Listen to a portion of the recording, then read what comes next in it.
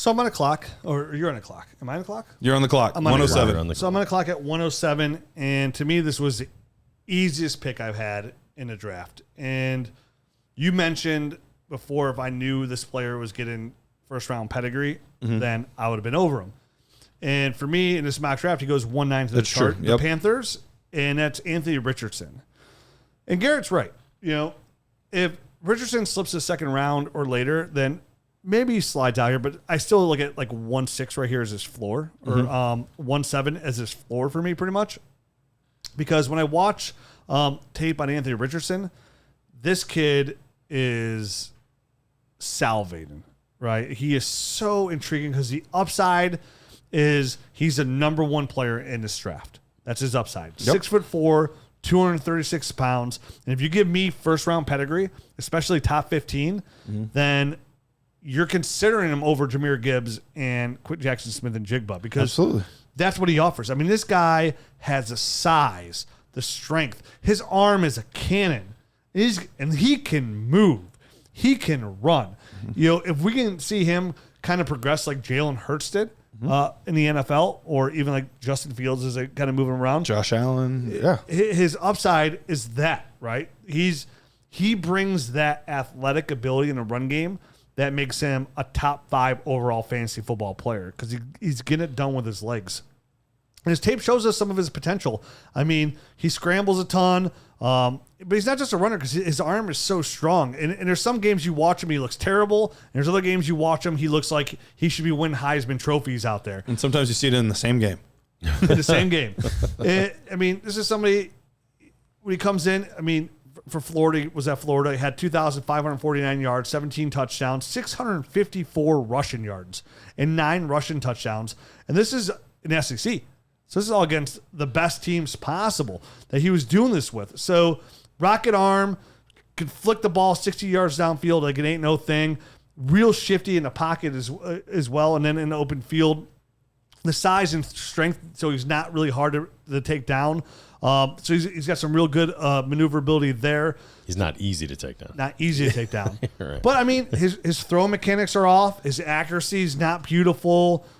Sometimes he gets a little flustered, like when things aren't going his way, or the reads that's not for him, and get a little bit flustered and kind of slow things down for him, where he should be getting rid of the ball instead of he's holding on and trying to use that athletic ability a little bit too much as well. We'll have like 5 guys on him, and then he's trying to throw the ball downfield. But when you look at him, like you mentioned Josh Allen, right? Or like a Josh Allen, a Ben Roethlisberger-esque kind of player, somebody who's a big, strong quarterback that ain't coming down easy, that can get stuff done with his legs. And that's what Anthony Richardson does. I mean, after his first game of the season, we were talking like, me and Jared were texting like, this kid might be the 1-1 Superflex drafts this year over Bijan. Can you believe it? He looked that good in his first game. I remember that. So he needs to go somewhere where he can be developed into a really good football player. So if he went to the Panthers, like, I want to know who the offensive coordinator is and who the head coach is, because 100%. he needs to develop and become an NFL player. But I mean, if he gets top 10 pedigree, he's going to start pretty quickly there in the Panthers. And guess what? If he's not ready, he's going to be running the ball a ton like Justin Fields was, which is end up being a quarterback one alone. Right. And if we look for the Panthers to add another receiver to go with DJ Moore and Terrace Marshall, this is going to be a really good spot for him, even the Panthers. He's really intriguing, high risk, but very high reward. Super high reward. So for me, this was at 1-7, a very easy pick. And again, if I was at 1-10, 1-9, I'm desperately trying to trade up here to get him to add onto my Dynasty roster because of the upside he offers. And just one more quick thing. I mean, in the past, in 2022 and 2021, his long runs were 81 yards this past year and 80 last year. I mean, a lot of quarterbacks can compile and get there from, get to 600 yards. 20 yards here. Dinking and dunking, but he's breaking off big, long runs just to kind of show what kind of athlete he is. You don't see that very often. I was cutting up the LSU game a couple of weeks ago, and literally, like, the first play of the game, he throws like a rocket just on a dime to the end zone, like 50-some yard touchdown, 60-yard touchdown. Later in the game was that 81-yard run where he juked one guy out, broke another tackle with physicality, and then raced it like. And the deuce. It's just, I mean, but then in the same game, he's got a 5-yard just dump off into the end zone, and he throws it 1.5 yards behind the guy and like at his feet. So it's like, Yeah. man, if he could clean everything up, if he could become consistent, which is easier said than done. It is. But if he can do that, I mean, we're talking about an elite dynasty asset.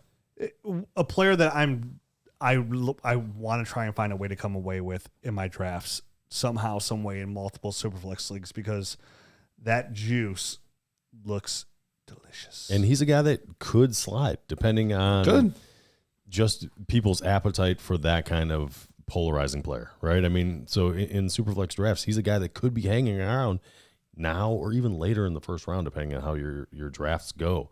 So, it's the ultimate home run swing, and we'll see if if he makes contact or it's a strikeout. That's kind of it'll be where he gets drafted. Really, yep. I mean, that's going to determine like if he goes here to 1-9, he'll probably go right around here, if not higher, in your Superflex draft for sure. If he falls out into the late 20s, late first, then he's going to slip in your rookie draft because people are going to want Quentin Johnson. They're going to want these running backs. They're going to want the tight end. So it'd be real interesting. He's one I got my eyes on for this NFL draft to see where he ends up, and I can't wait to see his combine as well and see how he works there.